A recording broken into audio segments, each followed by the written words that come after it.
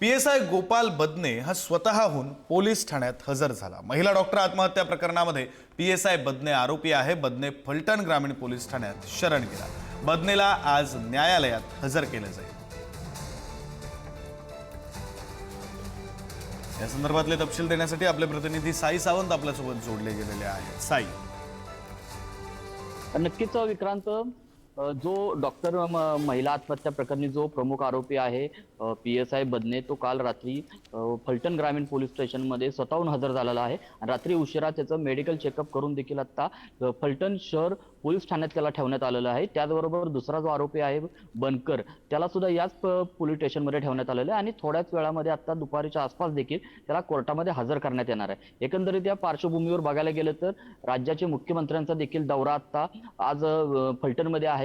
नेमकं या दौऱ्याकडे लक्ष लागून राहिलेलं आहे। नेमकं काय घडामोडी घडतायत हे देखील पाहणं आता महत्त्वाचं आहे आणि कोर्ट याकडे काय नेमकं कोर्टात हजर केल्यावर कोर्ट नेमकं काय डिसिजन घेते, काय निर्णय देते हे देखील पाहणं आता महत्त्वाचं आहे। विक्रांत, बरं साई, तुम्ही म्हणता आता न्यायालयामध्ये हजर केलं जाईल। न्यायालयामध्ये हजर केल्यानंतर पोलीस नेमके किती दिवसांची पोलीस कोठडी मागू शकतात? कारण तपासासाठी म्हणून पोलिसांना पोलीस कोठडी गरजेची असेल, काय नेमकी शक्यता आहे?